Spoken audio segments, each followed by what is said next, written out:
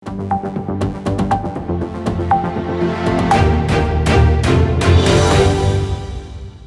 I think is happening more and more is there's more people being held accountable.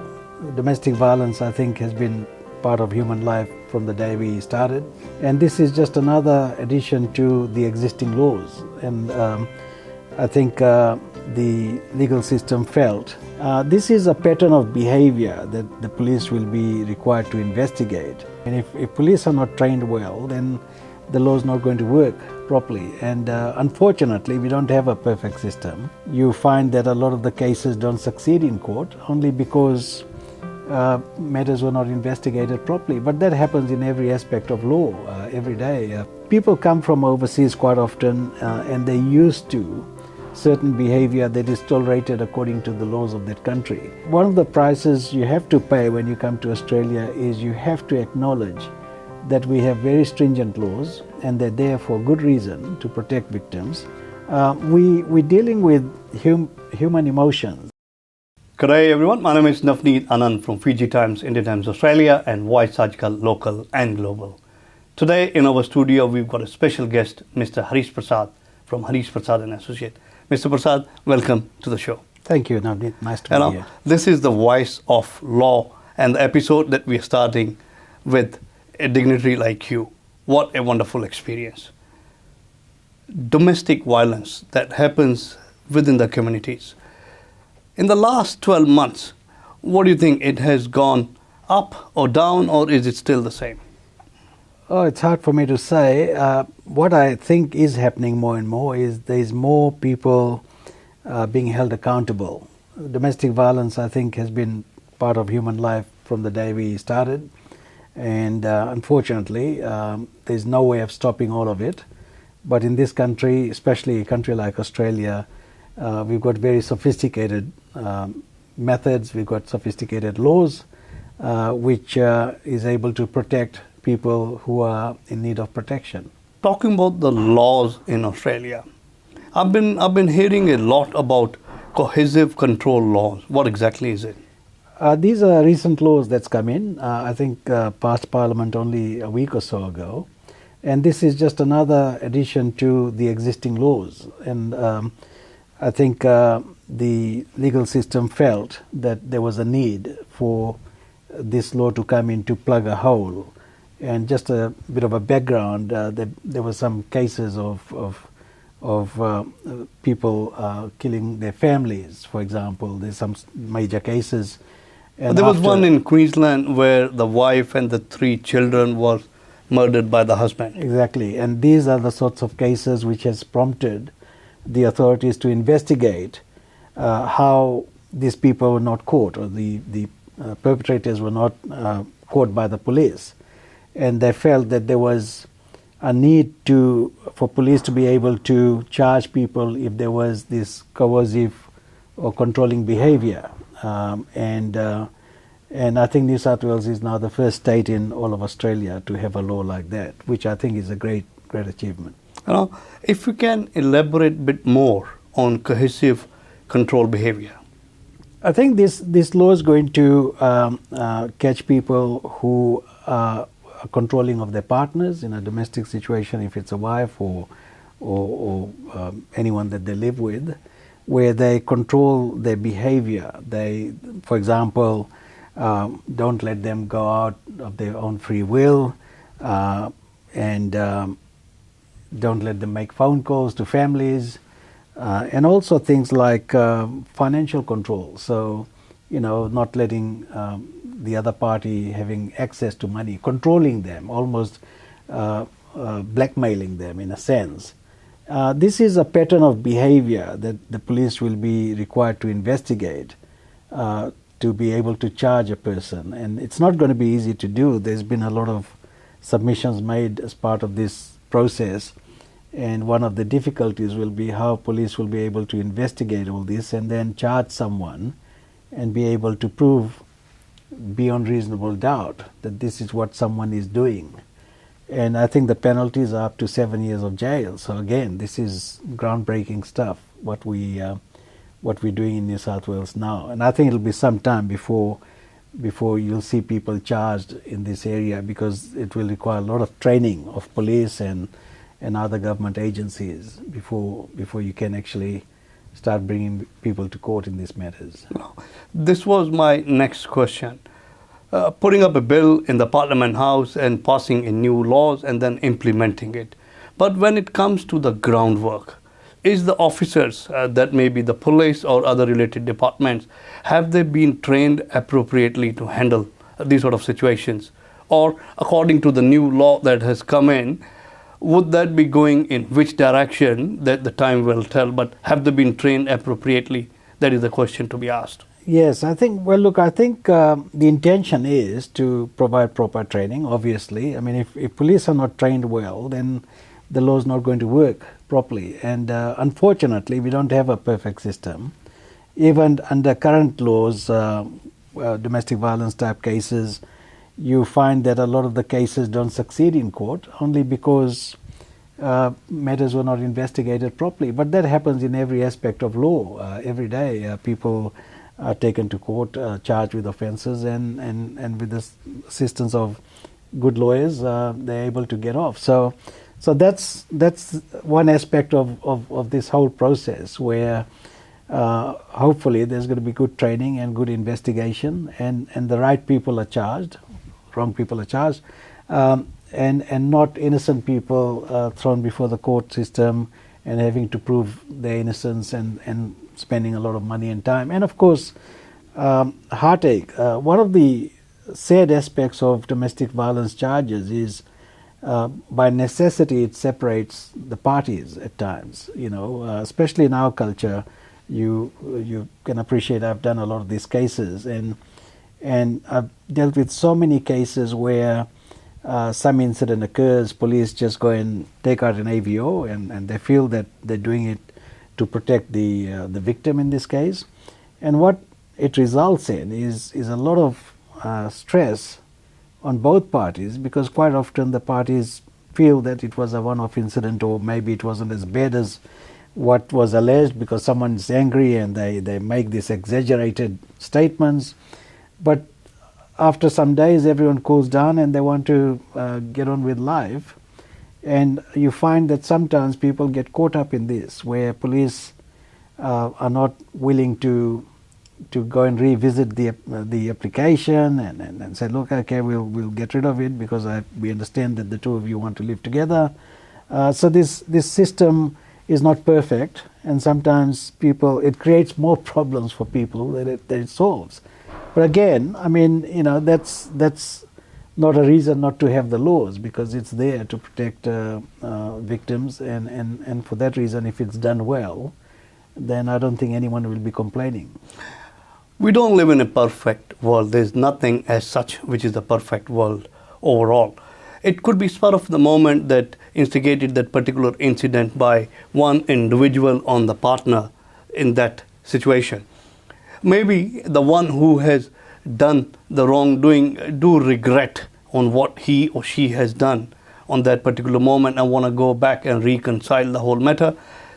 But because of the AVO has been issued, they don't get a chance to sit, talk, resolve and move on.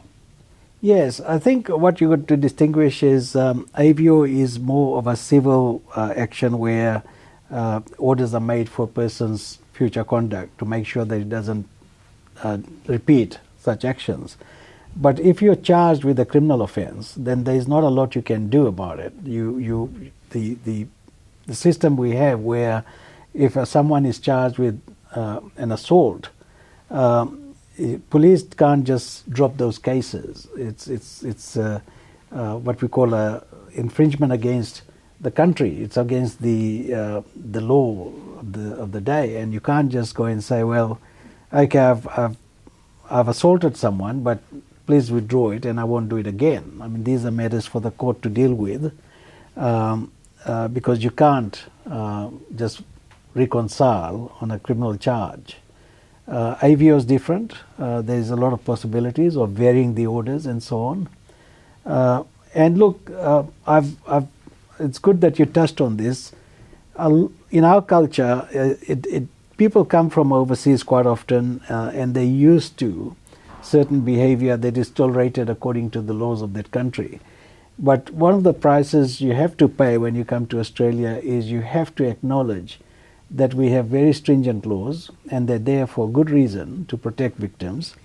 And there'll be no excuses for putting up a cultural reason that, look, I've hit someone, but look, I was trying to discipline this person, or it's So not going to. this is common within our culture. Well, unfortunately, it is, and we have to learn very quickly, and it's about time. And I'm pleased to say that the younger generation are much better than our generation, where we were used to perhaps controlling the female person a lot more than it's happening today. But as I said, it's not right, and over time, I think more and more people will come to their senses and realize that you can't be controlling people, you can't be violent and get away with it.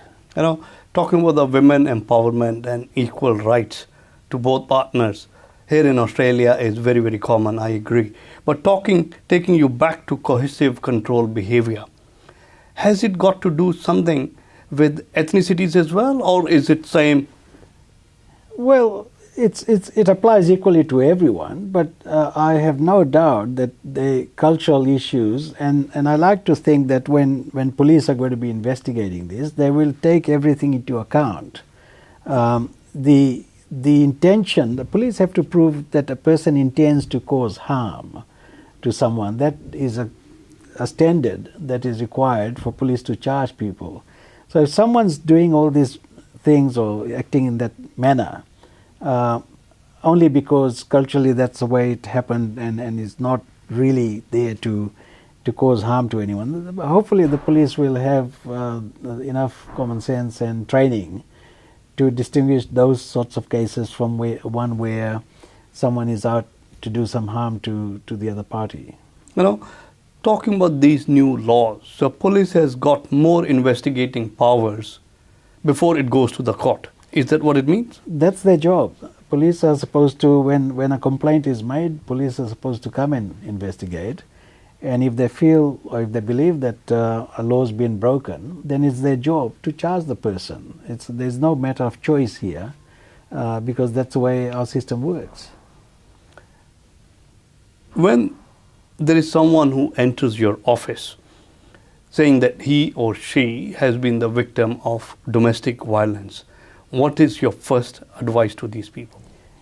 Well, I don't take those labels for granted. I'm required to ask what's happened in factual terms, and then as a lawyer, I'm there to assess whether that amounts to violence, whether that amounts to an offence being committed, and if that's the case, then of course we try to report the matter to police if that's what is required. But every case is different.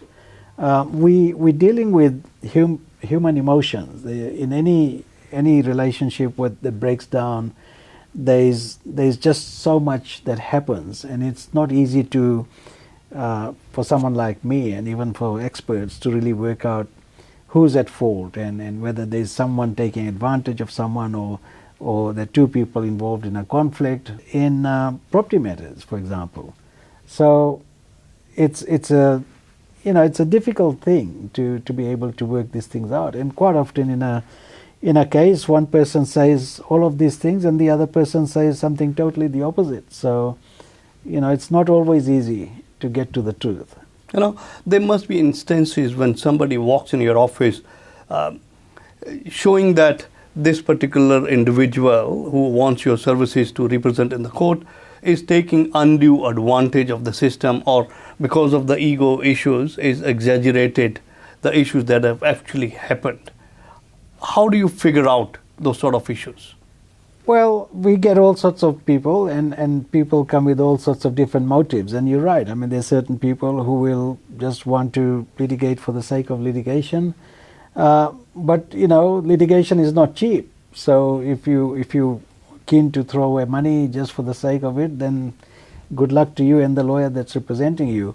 I feel that with family law matters, more and more matters now head towards mediation and get resolved at mediation, which is the greatest things.